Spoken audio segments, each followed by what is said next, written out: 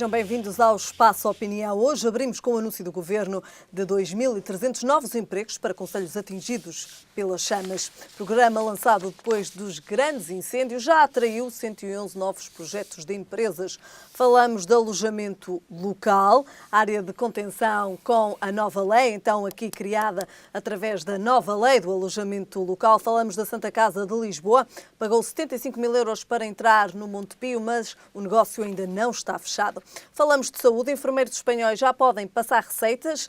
Qual é também a situação relativamente a Portugal, é aquilo que vamos analisar. E a fechar, falamos do Brexit num país dividido.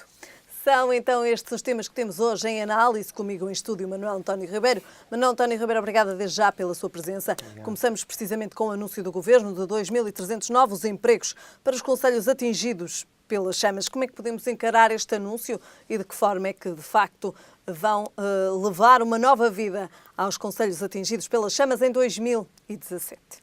Olá Helena, olá telespectadores. É uma das, de facto, é uma das medidas e estes 111 novos projetos que o Ministro apresenta são de facto uma necessidade urgente naquela região. O que se pretende com isto, e é o grande desafio, é que estas empresas, que estes projetos que foram lá agora serão implantados, fruto deste apoio, que estamos a falar em cerca de 360 milhões de euros, em que 198 milhões foram com apoio público, criar aqui uma dinâmica, não só estes 2.300 postos de trabalho novos, mas principalmente todos aqueles que possam ser criados no âmbito de uma relação indireta. Isto porquê? Porque as empresas que foram agora, umas delas que foram destruídas e que entretanto foram relançadas com este apoio, podem perfeitamente criar agora uma dinâmica, e isto eu diria que não só valorizar os 1.300, mas todos os outros postos indiretos que irão nascer aqui à volta. Ser criados e que irão nascer então através destes projetos. Exatamente.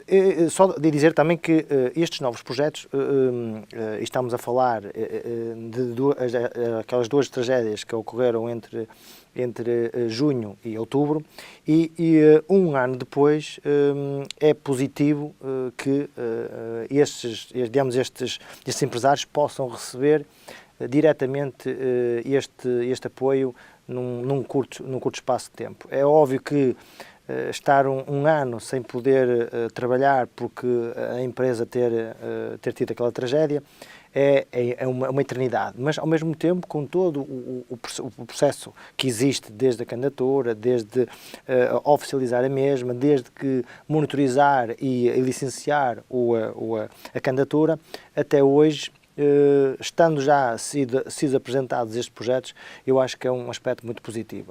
É muito positivo, por um lado, porque as pessoas começam a trabalhar e cria-se uma dinâmica no território, e ao mesmo tempo também dizer que é positivo porque as empresas podem já beneficiar deste recurso e começar a investir nas empresas. Manuel António Ribeiro, já aqui também falámos da reconstrução ao nível das habitações, que de facto está praticamente concluída, faltarão ainda casas muito pontuais, habitações pontuais, então, que faltarão então ainda reabilitar a nível de emprego e das novas empresas também, que aqui sim também é preciso focar atenções e é preciso dinamizar e, digamos assim, ajudar estas zonas afetadas pelos incêndios de 2017 nesse sentido também. Exatamente, Helena. Ou seja, não vale a pena também ter só as empresas, e quando eu referi há bocadinho que não são só estes 2.300 novos postos de trabalho que são de louvar, é uma excelente digamos, notícia para estas regiões, mas também pelo todo os empregos que serão construídos indiretos. Mas, e como diz muito bem, as habitações serão, como é óbvio, um pilar para que as pessoas que lá vão trabalhar possam ter as suas habitações requalificadas. Mas não só, e quando eu digo em toda digamos, a economia que vai ser gerada, e isso é o que se pretende, para que aquelas regiões, pelo facto de terem sido afetadas por estas tragédias, possa ser uma alavanca, ou seja, através do mal vir o bem, que é poder criar ali uma dinâmica de povoação, ou seja, povoamento daquelas regiões que estão cada vez mais despovoadas e próximas da desertificação, e com estes projetos empresariais possam criar ali dinâmica, porque uma região sem emprego é uma região sem futuro, porque as pessoas, se não tiverem o emprego, o seu sustento, têm um problema aqui em mãos. E qual é o problema? É que não podem sobreviver naquele espaço e terão que recorrer a outras regiões do país. E o que fazem, em grande parte dos cidadãos, é que vão, grande parte deles, para o litoral, porque com o litoral conseguem chegar com mais facilidade aos seus empregos e às oportunidades que são criadas no litoral, quando no interior essas oportunidades são cada vez menos. É importante dizer que também, até relativamente a esta matéria, que a aposta no interior não pode ser só feita através de autoestradas, não pode ser só feita através de infraestruturas. É preciso fixar as populações e dar-lhe condições também para elas se poderem fixar. Exatamente, e essas condições para que as pessoas possam fixar são duas questões fundamentais. Uma é a habitação e outra é o posto de trabalho. Ora, se não houver posto de trabalho, se não houver oportunidades, as pessoas não ficam alocadas. E não ficam aquelas que vão do litoral para o interior, mas mais ainda, não ficam aqueles filhos que nascem na terra e têm necessidade dos pais de dar o melhor para o filho, então o filho acabam por ir para os litorais. Uma última questão relativamente então a este programa então, e também a este anúncio, e agora especificamente falando na reflorestação, falo-lhe do Pinhal de Leiria, que de facto a grande parte do Pinhal de Leiria foi consumido pelas chamas em outubro de 2017. Qual é a situação atual do Pinhal de Leiria? O Pinhal de Leiria foi, como outras áreas de vegetação e de floresta do nosso país, foi deixado um bocadinho, eu não diria à sorte, mas ou seja, as infraestruturas que existiam para dar resposta em caso de uma catástrofe como aconteceu, a resposta era difícil, ponto final parágrafo. O que se pretende agora é que ele seja novamente plantado e que este arvoramento de toda aquela mancha verde que existia seja pensado com uma nova fisionomia. Esta nova fisionomia tem que obedecer a critérios muito claros. Não só o que a lei diz relativamente à floresta do país, em que criar aqueles corredores de corta-fogo, com as distâncias regulamentares para que o fogo não passe de umas áreas para as outras, bem como o transporte, bem como o acesso a esses espaços para o combate a incêndio. Ou seja, é fundamental, até porque o caso do Pinhal de Leiria, estamos a falar de um pinheiro, de uma árvore que não é, por exemplo, como um eucalipto, que propaga-se com uma forma muito mais rápida. Ora, por si já é diferente, mas é combustível. Ora, e muitas das vezes o que acontece é que o pinheiro deixa um moliço e que, se não for devidamente os terrenos limpos, a propagação do incêndio digamos, acentuada. Por isso, o que se pretende é que agora, sim senhor, se faça-se, passa a expressão, repovoamento destas árvores, do pinhal, e deixar já infraestruturas para que o combate ao incêndio se faça, em caso de necessidade, muito mais rápido, e os corredores de corta-fogo sejam salvaguardados para que, em caso de incêndio, arda só uma pequena área e não arder a área que ardeu neste no último incêndio. Muito bem, fechamos então este tema do anúncio do Governo de 2.300 novos empregos para concelhos atingidos pelas chamas em 2017. E falamos agora de alojamento local. A nova lei do alojamento local já está em vigor e vai permitir às autarquias e aos condóminos ganharem mais poder para conseguirem intervir no licenciamento de estabelecimentos de alojamento local. Como é que podemos olhar então para esta nova lei do alojamento local que já está então em vigor? Nós podemos olhar, e eu acho que temos que olhar para os dois lados. Primeiro, era preciso haver alguma regulação, ponto final parágrafo. Essa regulação só existiria se eventualmente houvesse regras.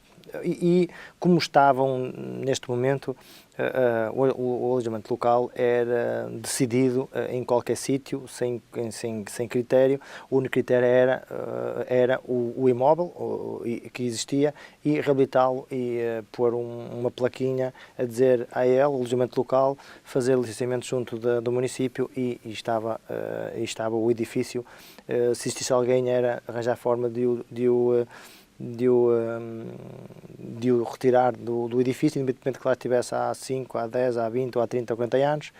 Era esta, de uma forma, digamos, breve e resumida, a explicação de quais eram os critérios.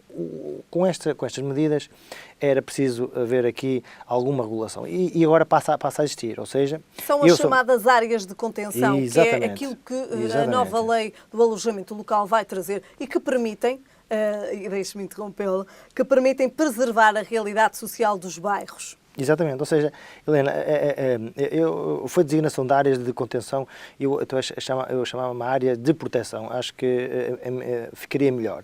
Estas áreas designadas por áreas de contenção vão salvaguardar e permitir que aqueles espaços habitacionais, os chamados espaços históricos, com uma traça digamos, popular e até característica da cidade e das cidades, por ficarem salvaguardadas para que não estejam expostas a este tipo de alojamento e este tipo de negócio. Ora, as câmaras vão poder criar estas áreas, suspender, digamos, o alojamento nessas áreas pelo período de um ano, e qualquer iniciativa que eventualmente se pretendam nesse espaço, ela não é viabilizada. Ora, isto por um lado.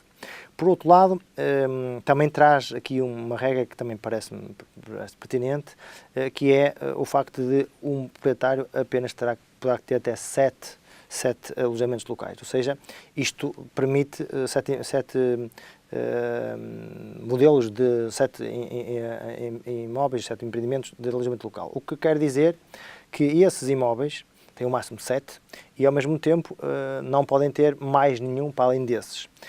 Para restringir aqui um bocadinho, transformar isto numa cadeia quase de alojamento locais. E também, não menos importante, para além desta medida, é referir que os condóminos, a Associação dos Condóminos, pode ter aqui um papel de indeferimento do mesmo espaço, quando existir num edifício e aquela atividade ficar comprovada que provoca ruído, faltas de descanso, distúrbios, etc., desde que mais de 50% podem então recorrer, indicando ao Presidente da Câmara local que aquele alojamento local não deve ser licenciado. Agora, a Associação de Condomínios pode perfeitamente agora ter uma ferramenta que é, em caso de licenciar, usufruir de até 30% do valor mais caro do condomínio para esta fração ou essas frações, porque há um maior desgaste na utilização dos recursos, que é uma mais-valia para o condomínio, e de uma forma genérica permite que de 2 em 2 anos possa ser reavaliados todas as áreas de contenção, o que para mim é positivo, porque há sempre uma transformação. Por uma razão qualquer, aqueles espaços deixam de ser frequentados, aqueles espaços deixam de ter a adesão ou a afluência que têm hoje e de alguma forma, acho que é, ao fim dos anos, fazer uma reabilitação, se eventualmente fazer sentido estas áreas de contenção muito bem continuam, se não houver, então deixa-se fazer o alojamento local. Como nota, porque, para terminar, é importante dizer que já há áreas, por exemplo, o caso da Câmara de Lisboa, que já estão a ser contempladas nestas áreas de contenção. Para quê? Para que possam preservar aquelas zonas, porque são zonas históricas e zonas características, para que as pessoas possam ficar lá, continuar lá alocadas e sem ter aquela pressão de serem retiradas das suas habitações, algumas delas já há décadas. Muito bem. A entrada então em vigor da nova lei do arrendamento e aqui também então os novos limites e a chamada área de contenção são então, digamos assim, as premissas principais desta nova lei do arrendamento que entra em vigor, que já entrou então hoje em vigor. Passamos assim ao próximo tema. E Manuel António Ribeiro, agora falamos da Santa Casa de Lisboa, que pagou 75 mil euros para entrar no Monte Pio. No entanto, digamos assim, o negócio ainda não foi formalizado, ainda nada está assinado. Manuel António Ribeiro, há algum tempo também que temos vindo a falar e que falámos quando foi também tornado público então esta pretensão da Santa Casa de Lisboa de fazer parte do Monte Pio. Como é que podemos avaliar estas notícias que nos dão conta então deste pagamento de 75 mil euros, mas que ainda nada está formalizado? Eu sobre este tema, eu gostava de dizer aqui algumas notas. A primeira é dizer que a mim faz-me confusão que uma instituição como a Santa Casa de Misericórdia, neste caso de Lisboa, e tendo em conta o passado histórico da banca, perdão, que se veja metida, ou seja, acabe por estar exposta a este, digamos, a este negócio, que no fundo é um negócio, na Santa Casa, na Caixa Económica do Monte Pio Geral. Eu acho que uma instituição de solidariedade social como é e pela causa que tem a Santa Casa de Misericórdia, deveria-se procurar ajudar os mais favorecidos, que é este o objeto social da instituição. Isto por um lado. Por outro lado, e relacionado com o primeiro aspecto, a instituição tem uma obrigação que é servir todas as pessoas com dificuldades. Ora, ao dotar ou dispensar 75 mil euros do seu orçamento para comprar ações que ainda não foram digamos, ultimadas relativamente à Caixa Económica Monte Pio Geral, é retirar uma fatia de um apoio qualquer que fosse que podia dotar e deixa de ter essa possibilidade para investir numa instituição privada. Ora, esta instituição bancária, esta instituição bancária não deveria precisar de uma instituição de solidariedade pública, e neste caso a solidariedade social, para poder, digamos, não digo sobreviver, mas porque eu estou convencido que no futuro nós ainda vamos saber algumas coisas relativamente à Caixa Económica Monte Pio Geral, e espero que não seja por más razões, mas algo me diz que o futuro não vai ser muito favorável e a Santa Casa de Misericórdia vai se expor aqui este processo económico que está aqui a ser lançado pela Caixa Económica Monte Pio Geral. Como última nota, dizer que a Caixa Económica de Monte Pio Geral é uma instituição legítima, composta por todos aqueles mutualistas que não são tão poucos como isso, e que têm o direito a gerir o dinheiro da melhor forma. Acho que eu, como responsável desta instituição, eu não haveria nem sequer a hipótese de a Santa Casa de Misericórdia fazer parte pela exposição mediática que queria estar. Bem como, se fosse responsável para a Santa Casa de Misericórdia, também não iria aceitar fazer parte. Estamos a falar de 35 mil euros que para a Caixa Económica Monte Pio terão uma expressão percentual, residual. Não sei até que propósito esta estratégica. Será que era por uma estratégica de marketing? Se foi mais que falada. Agora, a minha opinião é que a Santa Casa de Misericórdia não se devia entrar aqui neste negócio e para concluir, a prova é que o processo já foi em 29 de junho e se arrasta e ainda não há nem sequer a minuta da aquisição das ações. Muito bem. Manuel António Ribeiro, falamos agora de saúde, falamos dos enfermeiros espanhóis que já podem passar receitas. Esta é também uma reivindicação dos enfermeiros portugueses há vários anos. É legítima, é legítima. Nós, ao longo da vida, e nós vivemos num processo contínuo de evolução, e nós temos que adaptar a essa evolução. Não faz sentido, por exemplo, e aí dou um exemplo mais claro, nós hoje já a questão